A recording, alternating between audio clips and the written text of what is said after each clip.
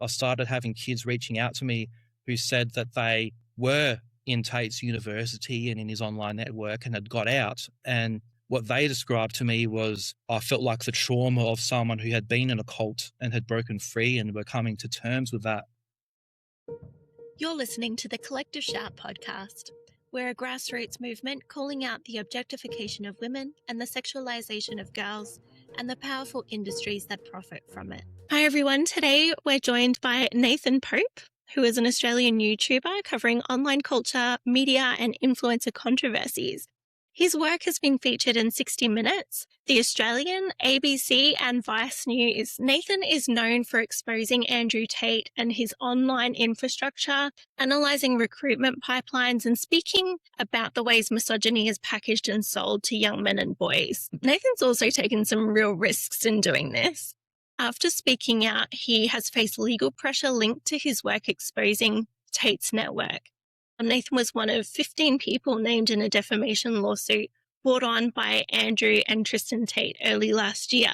So we'll talk more about this. We'll unpack what the Manosphere actually is, how it recruits and shapes boys. And we'll also get Nathan's thoughts on Louis Theroux's recent documentary, Inside the Manosphere. So Nathan, thank you for being here. No worries. Thanks for having me. You've spent years inside this world, the Manosphere, exposing how it operates. Let's start with what first drew you into investigating Andrew Tate. Yeah, well, I guess initially, for a start, I was very much chronically online during the time that Tate rose, mostly due to health issues. I became very unwell and was unable to work and was on social media a lot and saw, I guess, during that time of 2022, 2023, when Tate exploded, what was happening and how he was using it. And yeah, eventually I started digging more into it and covering what I saw, what was going on.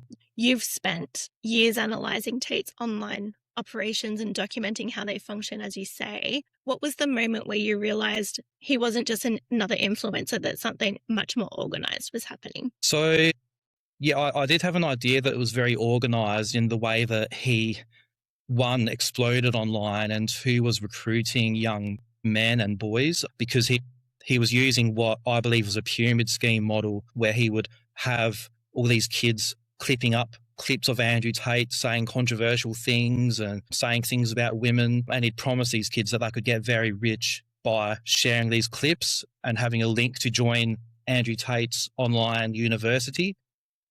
Then when people would join with their links, they would get a commission. So that's kind of really how he blew up on social media, and then two, how he was recruiting kids into his online network. But when I really kind of decided it was something I had to cover, was when I started digging into in 2023, when a lot of the public, I think, thought that the Tates were finished and in jail even, and I knew that wasn't true. I was seeing all these clips on TikTok, and so I started digging into it, and I started realizing that it was almost exclusively targeting like young kids, like 12, 13 and 14-year-old boys. And that's when I realized that it was something a lot darker than I thought and felt like I needed to cover it. Yeah, I have a lot of questions around that, which we're going to get to in a minute. But I also want to give you a moment to talk about the legal pressures that you're facing from the Tates themselves. Can you tell us a bit more about how this unfolded and where the case is right now? Yeah, so Andrew and Tristan Tate filed a lawsuit against me and a number of other people, social media users, lawyers. So it was back last March, they filed the lawsuit. They're alleging that we all conspired together to plot to say mean things about the Tate brothers and defame them. In my opinion, it's a ridiculous third lawsuit. For a start, myself and another influencer who's criticised them, called Nathan Livingston, who goes by Milk Bar TV, we're in Australia and they filed the lawsuit in Florida. So there's a jurisdiction issue. So last December, our lawyer argued that there was obviously jurisdiction issues. They filed the lawsuit against some of us as Doe defendants, including myself, saying that I'm anonymous and hiding my identity, which I thought was odd. And so the judge dismissed that lawsuit without prejudice because of those reasons. The most latest update, because some of the defendants actually are anonymous for their own safety and hiding their identity, they're posting anonymously. The Tates have filed a lawsuit with X, with Twitter to try to unmask all the anonymous people that I believe are using their free speech to speak about what the Tates are doing. So that's what we're going to have to fight and block against next. And we're crowdfunding, and the public's been very supportive in helping us, I guess, defend ourselves against that. Yeah, well, it's just a never-ending battle, isn't it? It must feel like that for you. It is. It's all very silly. I think it's desperate, quite honestly, because the Tates, they're facing very serious criminal charges in multiple countries now. So you'd think they have bigger fish to fry, but apparently not. So they don't like us posting what we're posting. And I believe it's because what we're posting is the truth and what they're saying is the lies. They're on their streams telling the fans that their legal cases have been dismissed and they're free. And we're just posting evidence from the court saying that that's a lie, that's ridiculous, that's not true. So yeah, they don't like us contradicting their lies, I think. And there's certainly confidence in knowing that you're standing on the right side of this. Absolutely. So there's no regrets. I still get a lot of young lads in my comments saying that my videos and others' videos have helped them see the Tates what they are. And there's women who they've allegedly hurt as well, who, for their own safety in a lot of cases, can't publicly speak out and combat what the Tates are saying, and just lying about the women, saying they don't exist, and saying that they're made up, and contradicting that by saying that they're lying and making up allegations. So I guess if we can be some sort of a voice for them and help them, then it's all worth it as well. You've said you believe boys are being recruited into a cult-like environment, especially when it comes to Tate's education platform, The Real World. So that was previously known as Hustlers University.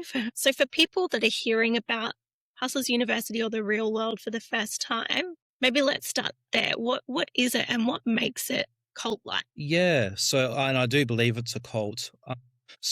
And I kind of see they've kind of changed their approach. How much of that is due to the activism of myself and others, I can't say. But so when I initially started covering it in 2023, like I mentioned, it was very much targeted at children, trying to get children to pay $50 a month, whether it was from their parents' credit cards or where they were getting it from, to join Tate's online university, where he would promise to teach them how to get rich and drive Bugattis like he does and all these things. And so that was when I really started covering it. Like I mentioned, I started looking at all the recruitment videos, and what I started seeing was Tate and his people saying things like, I've got all these kids that are 13, 14 years old. They're making more money than their parents and their teachers. You can do this too. So they were very much targeting children in this way. And then there's a tweet, actually, an infamous tweet now from one of Tate's kind of right-hand man, a real creepy guy called Iggy. So he tweeted saying, our target demographic for Hustlers University is school-age boys 12 to 18.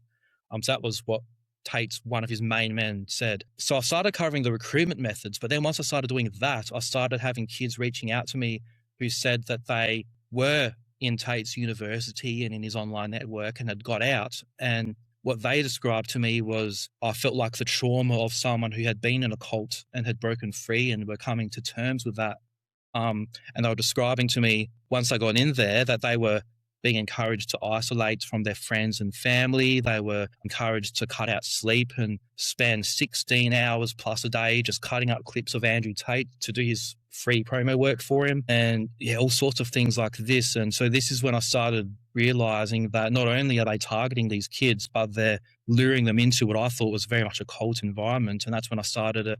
Back before I started my YouTube channel, I started a petition to get the real world apps removed from the app stores and get a lot of YouTube channels removed. And that was when a journalist who was working for Vice News at the time did some great reporting on my campaigns and the way Tate was doing this. And we managed to get the real world apps removed from the app stores and from Apple and Google. And YouTube actually took some action and removed a heap of channels that were being used to promote and recruit into the real world as well. So we had a bit of success with that. I mean, that's a huge success. That's a massive win to have that removed from such major platforms. It's quite impressive work that you've been doing. What are the kinds of messages that boys are absorbing when they're in this community? So one, there's a lot of hate. So a lot of the things that you see Tate tweeting with what is slurs and obviously things about women, that's very common in there. But the main thing is it's all about the hustle to try to get rich and just work. You can't rest.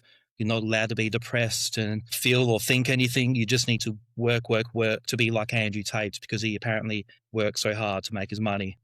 But what I've seen there is a lot of it's a really strange kind of abusive relationship that Tate has with these kids as well. He very much talks down to them. He tells them that they're losers and that because I think the kind of kids that he recruits have very low self-esteem. Very confident young lads aren't going to join Hustlers University, and he really draws them in and then tries to kick them down. And he's constantly just abusing them on stream, telling them how pathetic they are, how weak they are, how childish things like how gay they are. So it's very much and this is where I see kind of the cult element as well, of the leader is very much just drilling into them that they're losers, they're pathetic, they can't do anything without Tate. And if what they're using of Tate's methods to get rich aren't working and they're making no money, it's their fault because they're lazy and they're not doing it properly, which is a very common thing we see in pyramid schemes and multi-level marketing as well. Would you go so far as to say this is a form of abuse? Yes, I think it's definitely like an abusive relationship that Tate has with these kids, that he's almost presented himself as their father figure. And of course, a lot of them do come from broken homes and maybe don't have fathers. Not all, but a lot of them do. And so he's very much, I think he's also partly having like an ego trip of getting off on getting these kids to just cut out their whole lives and worship him as their father figure, and then just abuse them and kick them and insult them and degrade them constantly. It's a very constant, strange thing that these kids often can't really recognize until they're out. And I've had a lot of them, that's when it's been really revealing for me, when a lot of them have gotten out of that situation and they spoke to me about how I look back and I was so negative and I was so angry all the time, and they can't see that when they're in, but they can see that after. They're starting to see the light based on the content that you're putting out there. What are other contributors to them starting to realize that they're in a really toxic environment? So what I find very effective sometimes with helping them wake up, because these kids, for example, they're not ready to accept that Tate is a criminal when he's abused women. They're not going to accept that. But what can really start to kind of open their minds up a bit, one is just the lies. I mean, these guys lie. It's incredible. I've never seen anyone in any situation lie like both Tate brothers do. They'll just say absurd things, like I said before, like, for example, that their cases are dismissed and we're free, when a quick Google search can prove that's not true. Tate lies about his whole background. His whole thing was that he's a 4-time world champion kickboxer, when he just won ridiculous titles where he was fighting people in their first kickboxing fight and he got a world championship. He says that he was on his way to be a chess grandmaster and he won a state champion under 16 championship when he was 5 years old. All these records are public. You can see it's a lie. So just these weird, unnecessary lies. You show this to these kids, that just undeniable that he's lying about something or he's contradicting himself. He said this month and said another thing the next month. And that can really get them to start thinking like, hang on, if he's lying about this, what else is he lying to me about? And then also just showing how ridiculous they are and how foolish they are. Sometimes like the most effective thing with these kids can be the more light-hearted videos. And a lot of people are doing a good job with this on YouTube, I think, of just showing how absurd these people are and how contradictory they are and how childish they are. And that can really start to open these kids' eyes up too.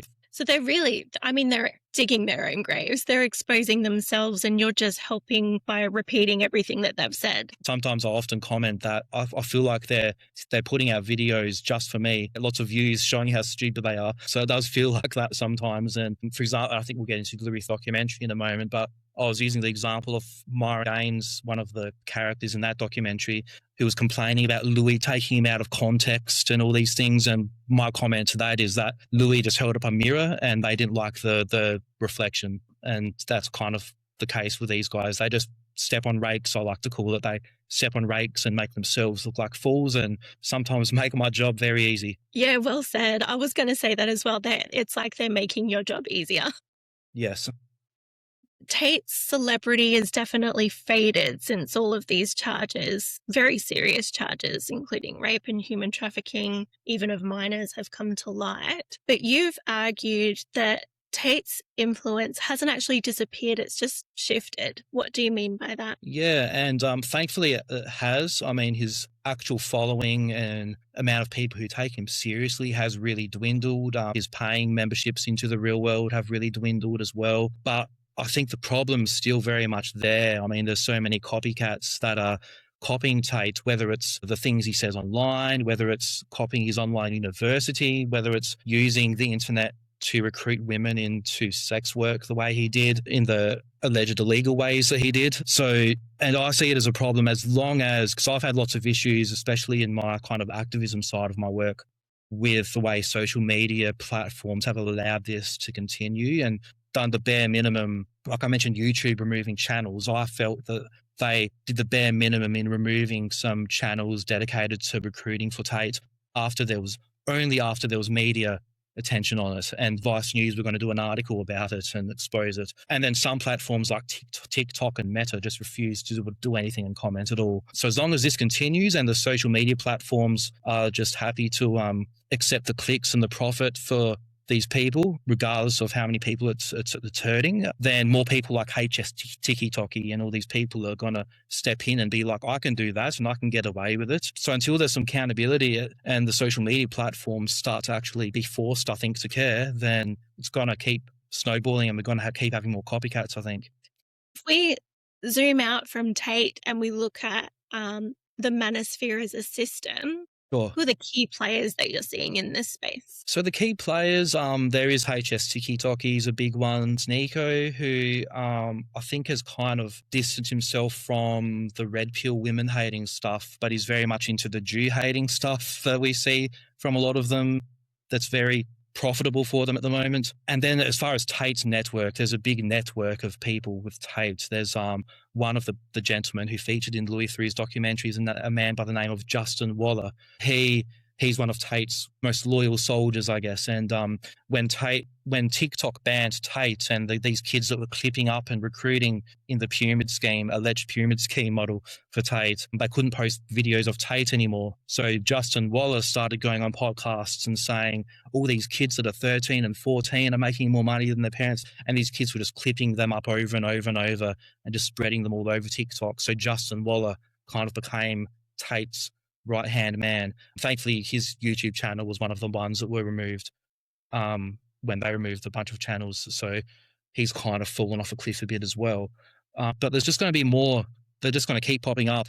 They keep spawning out of nowhere. A new one's Clavicular, who's very much in recent months popped up. And this is very strange. He's into this looks maxing thing where it's just obsessive with men trying to look good to impress other men in a weird way. And he's taking meth to make himself look skinnier. He's banging his face with a hammer to bruise his bones to make them grow back stronger. And he is also, I think it's overlooked a bit, but he does also go on stream into clubs and just abuse and just harass and sexually harass women for clicks as well. And I think that gets overshadowed by his absurd attempts to look beautiful for other men. So yeah, there's different kind of forms of this kind of popping up everywhere.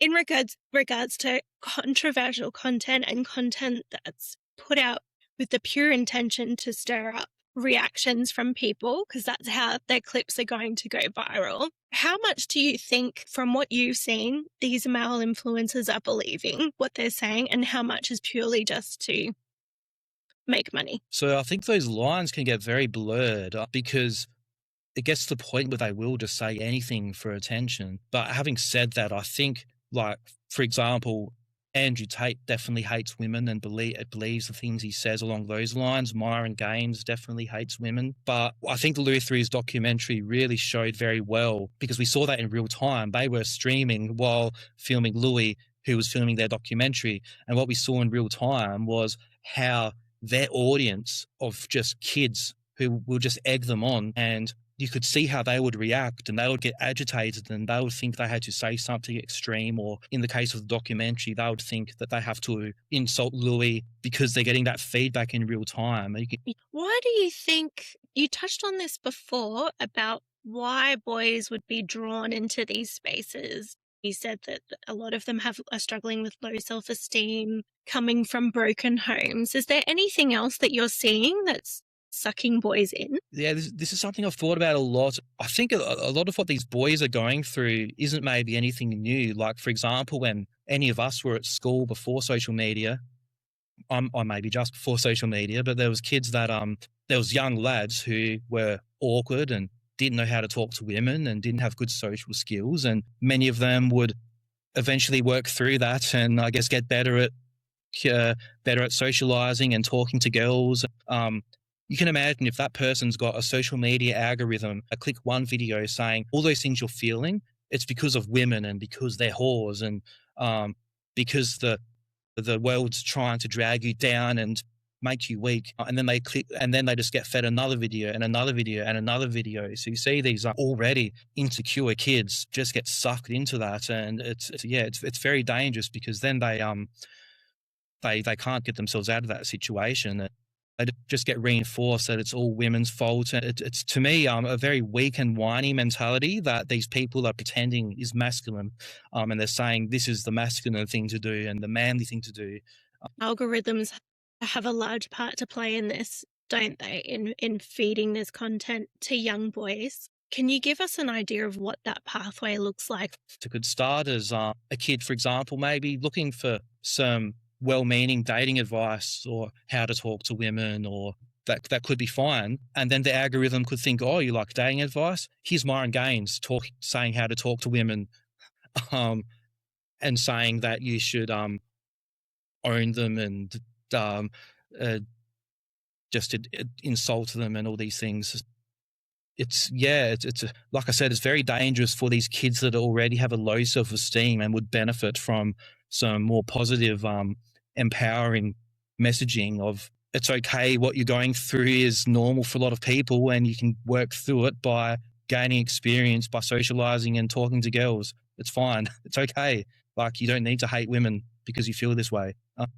But instead, a lot of them now are just getting, like, I find it hard to think back to when I was a teenager and imagine being in that situation and being bombarded with thousands of videos saying what you're going through is because women are whores. It could really mess a kid up that's in the wrong frame of mind. So it's a problem. Absolutely. These are really harmful messages that people like Myron Gaines and Justin Waller and HS TikTok are selling, but they're packaging it in a way that it is being bought. So how are they doing that? How are they making it sound reasonable or empowering? I think just by telling us that it's reasonable and empowering, and they'll to defend themselves, that's what they'll say. All I'm doing is empowering young men and motivating them. And in Tate's case, for example, he'll downplay what he says about women. All I'm saying is I'm joking about how women can't drive and they're locking me up for all these crimes. Like, no, that's not what you're saying at all.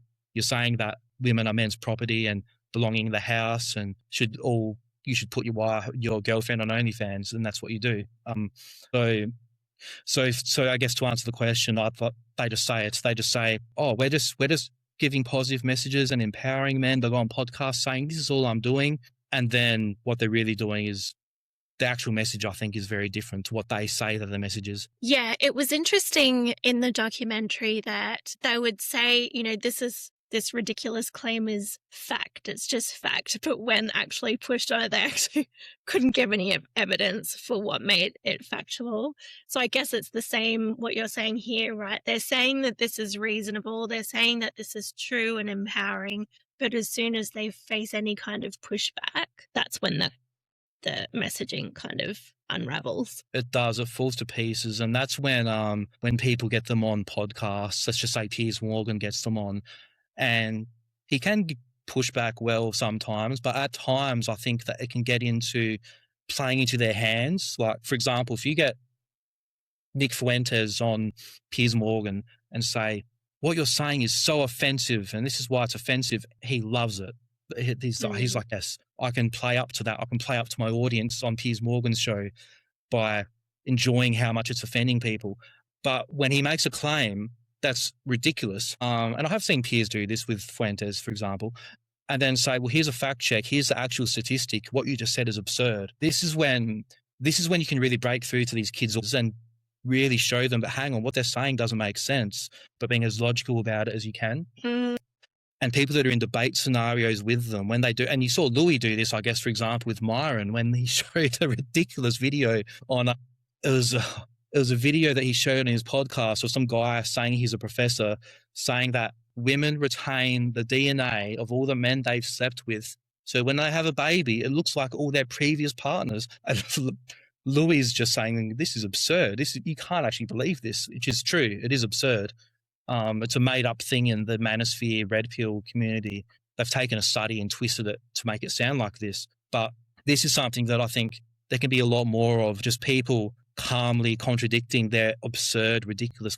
I think this is why they don't like me, because I don't get emotional or I don't get sucked in. I don't ever, for example, cover Tate. They call rage baiting. If he does a video just trying to make everyone angry, I'm not going to cover that on my channel.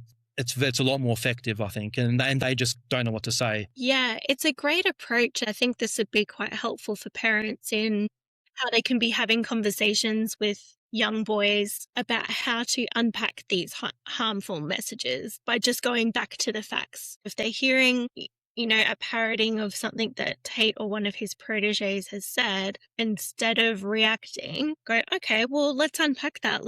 Where is the real information here? Let's look for it together. I think that can be a really helpful approach for parents or anyone to take. Definitely. And I wouldn't suggest that people should sugarcoat that it's bad and wrong with their kids, of course, but a really good entry point can be, and I've had a lot of, I think, encouraging comments that has encouraged me. Well, I've had a lot of parents saying, I watched Louis Theroux's documentary with my kids and we were laughing our asses off. And I think that's the approach. That's a good entry point, I think, to go through with your kids and show these people are ridiculous, they're absurd, what they say doesn't make sense, they contradict themselves. Like, for example, when HS Tiki tells Louis Theroux OnlyFans is disgusting and wrong, and Louis says, well, you're making money from that. Isn't that contradictory? He says, no. Like, it's funny. It's stupid. And then, of course, then you can get into, but this is what they're doing, what they're saying about women, this, and this is wrong, is terrible. And that's why you shouldn't listen to people like this, because look how stupid they look. They don't even make sense. I'm not sure how much, for example, the conversations that schools are having with kids about these things, like if they're just getting up and saying this is offensive and toxic masculinity, for example, like out of the gate, these kids that are watching these things will think, oh, you're trying to take my masculinity away, because they've been told that. They've been told they're going to try to come to your schools and take your masculinity away. If they can kind of open up the conversation with, look what he said that doesn't make sense. Look at him lie. Look, he said this, and then the next month said this completely opposite thing. I think this is a much more effective way of reaching, especially these young boys that are getting sucked into this. Yeah, pointing out the ridiculousness of it all. Mm. Do you think, on the flip side of that, have you seen since this documentary has come out, young men and boys who are in these spaces are seeing it for what it really is now? Or do you think that they're coming in to defend these guys? I think a lot more of them are getting more aware, I think. Like, I'm seeing a lot more of just ridicule for people like, of course, the Tates especially, but Myron and all these people. So I'm seeing that these communities and these influencers themselves, I think, kind of drink their own Kool-Aid and start thinking that they're more influential and more loved universally than they are, because they start thinking like their chat on their stream is the world and everyone thinks that they're so great and supports what they say as much as they do.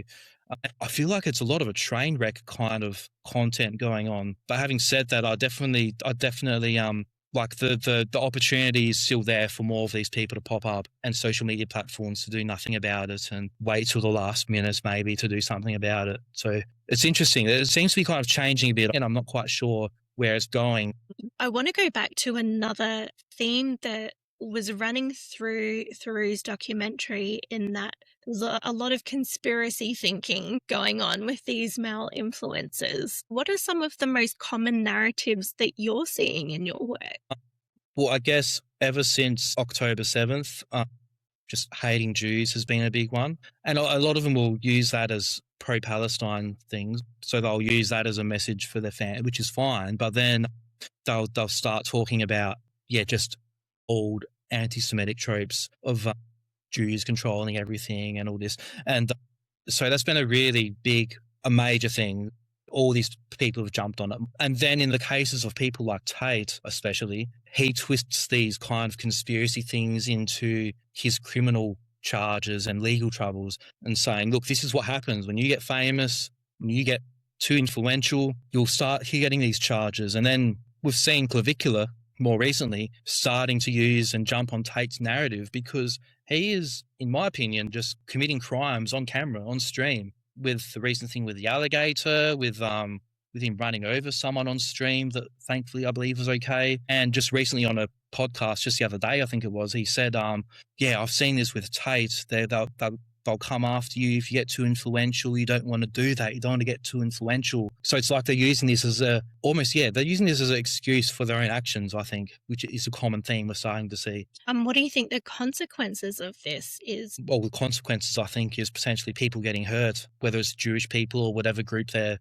talking about. For a start, and this is something I've been talking about a lot, is when we look at Tate's as an example, but a lot of them, I've seen very extreme kind of rhetoric that I don't think the public and the media are even aware of. Like, for example, Tate would get on stream and be telling these kids that the Matrix is going to come for you. They're going to take your masculinity. They're going to poison you. They're going to kill you. They're going to end your bloodline. And then it's all connected to, you need to give me money, $50 a month, to be saved from this.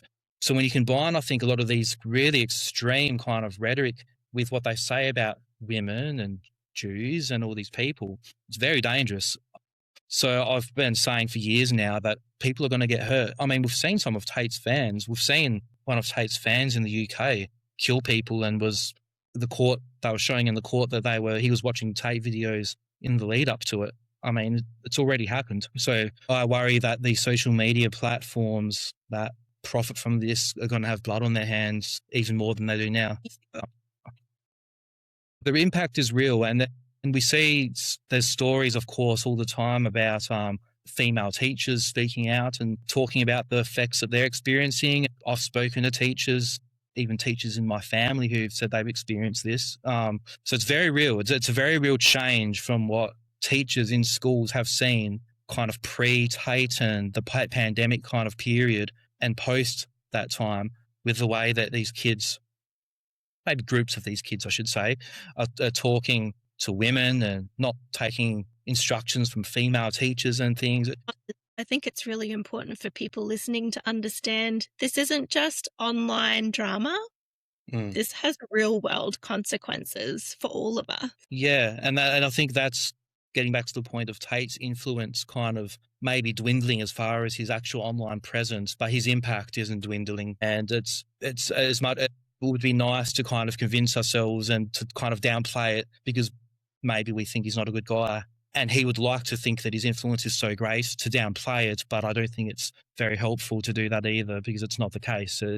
His impact is very real, and I wouldn't be making my YouTube videos and my channel and getting sued for what I'm doing if it wasn't the case. I don't think we'll see the end of it with Andrew Tate if, for example, hypothetically, he was locked up in jail for his alleged crimes tomorrow and we didn't see a thing of him on the internet. His impact will still be there, and more people will step in to cover his void. We've unpacked a lot, but I want to finish with what people can actually do with this information. So for parents who are worried about their sons encountering this content, what should they be paying attention to? Firstly, so I think awareness is huge, and that's where I think Louis Theroux's documentary is fantastic and amazing, because it's very much an introductory kind of piece, I guess, to this world. And a lot of parents, especially of teenagers, haven't grown up with social media. They weren't aware of this or what their kids are maybe being exposed to on social media. So awareness is very, very huge. And I think just preemptive conversations like the ones we've spoke about are very important as well. So maybe not waiting until you've found out that your kid's actually been in the algorithms watching Fresh and Fit and Andrew Tate streams, and then working out what to do with it. I'm having preemptive conversations of, hey, this is what we're seeing. This is what's on social media. These guys are idiots. What they say doesn't make sense. This is why they're silly. But they're actually really bad, and this is what they're saying that's bad as well. And you don't hate women, I know you don't, but these people do, and they're dumb. So one thing I want to really stress as well that I've found because I've talked to lots of kids that have either been in Tate's network, and Tate's an example, of course, or out and have spoken about their experience, I want to really stress that most of them I speak to are not bad kids. They're not dumb kids, and they're not even necessarily kids with bad parents. So people could watch these things about these guys and think my kid would never, ever get sucked into this. But you never know what kid's going to be vulnerable to getting sucked into these algorithms. So I don't think anyone should think that it's only certain types of young boys that can get sucked into this. It can really happen to anyone. And so I think parents and schools need to be aware of this and be as preemptive as we can. Yeah, that's really great advice. I'm curious to know what kinds of messages or role models actually resonate with boys in a way that can compete with this kind of content. Yeah, and that's an interesting thing, because I get a lot of these kids might ask me, like, well, who should I watch then? Who should take Andrew Tate's place? And I think the answer to that question comes in what Tate is trying to present himself as and what these kids that are watching Tate see him as. And it's really a parental figure who covers everything for them, their fitness advice, their money advice. He can be their hero. He can be someone they look up to. So what I say is that you don't need someone like that. You can watch someone who's an expert on fitness, which I don't think Tate is, to learn about fitness. If you want to learn about how to make money online, that's fine. If you do it ethically, you can watch people to do that. So I think the idea that these kids sometimes have, that they need someone to watch online to be the answer to all of their problems, is a fallacy. And that's what they need to remove. Like, you don't need this. You don't need one person to be a hero. It's not realistic. It's not a real thing. So that's what I'd say to that, yeah. I think that's brilliant and such an important red flag to be looking out for, because there is no one person that has all the answers. That is a red flag in itself. If someone is saying, I have the answers to all of your life's problems and struggles, that should be enough for us to say. So I think that's a really great point to make, and a tool that parents can use. If your kid is talking about someone who has life all figured out, or maybe start paying attention to that person and see what they're actually saying. Yeah, and I think that's where a lot of education in schools needs to, I think, happen as well along those lines, and also just kind of teaching these kids to have red flags about scammers. Just simple things like, if it sounds too good to be true, it is too good to be true, most likely, because it's all money about these guys. It's not just about getting these kids watching them. It's about selling them products, signing them up to a university, getting them to join to a trading platform that they say will guarantee to make them rich, that won't make them rich at all. And this happens because, there's a cost of living crisis. A lot of kids maybe do come from poor families. They might be desperate and they might be vulnerable to these things. So I think awareness along the lines of how to spot scams that maybe have been important for a long time, I think needs to be taught to kids at a younger age now, because they're getting exposed to it and at early high school ages even. Yeah, that's a really good point. If you had a message for a young boy who's starting to get drawn into these spaces, what would you want him to know and understand? Yeah, the first thing is they're not all out to get you. So all your problems that you might be feeling like you have, or that you might have, the people that are telling you that it's everyone else's fault and that people are trying to control you, and basically people that are making you more angry and more negative, and then asking for money. And one thing I do say to a lot of lads who might have got out of this situation is, don't blame yourself as well, because I get a lot of them quite upset and thinking I was so dumb to watch Andrew Tate. So it's like, no, you weren't. You weren't dumb. You were misled. So if you do get into that situation and find yourself out of it and feel a bit silly, don't blame yourself. And if there's any positives, if, for example, you watched Andrew Tate and you started going to the gym and got healthier or lost weight, great. Take the positives, leave the negatives, and you can move forward.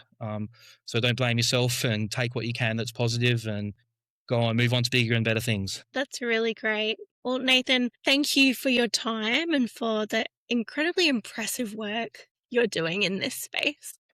Just one last question before we go. Where can people find you, and how can people be supporting your legal defense? Absolutely. So I'm most active on YouTube and various social medias like X. But if you look at my YouTube video descriptions and channel descriptions, you can find all my socials. So I'm under the name Gadget, which is an old nickname that I just decided to take as a social media handle. So Gadget440. If you look up that on YouTube, you'll find my channel. You'll find all my various social medias. I'm starting to get a bit of traction on TikTok as well, which has been nice. So you can find me there. And as for the fundraiser, so we do have a crowdfund set up for our legal defense against the Tate brothers lawsuit. And we're all, I'm just a disabled, I guess, regular guy. The rest of the defendants, a lot of them are just mothers, fathers, regular people. We're not big, massive media names that the Tates are suing. So we have been needing a crowdfund to set up. There is this next legal proceedings with the Tates bringing X into it to try to unmask anonymous people, all this silliness. So we do need support, and we've got a lot of hearings coming up too in the next month or two that we've been needing to raise an extra. We put the number at $30,000 that we're raising an extra lot of money for. It all adds up. So if anyone can, please donate. There's a link to a Give, Send, Go that you can find to fundraise. And I would like to thank, obviously, your supporters as well, because I know you did a post across your socials promoting our fundraiser, and I saw that a lot of your supporters donated as well. So thank you to everyone watching who has already supported, and thank you in advance for those that can. And if you can't financially support, sharing the link on your social media helps as well. So yeah, thanks very much. Yeah, that's great. For anyone tuning in, we'll put all of those links in the show notes and in the comments as well to make it easy for you to find Nathan and support his work. So thank you again, Nathan. You're a legend. No worries. Thanks very much. You've been listening to the Collective Shout podcast. Visit collectiveshout.org to learn more, take action, and be part of a growing movement working to make the sexploitation of women and girls unthinkable.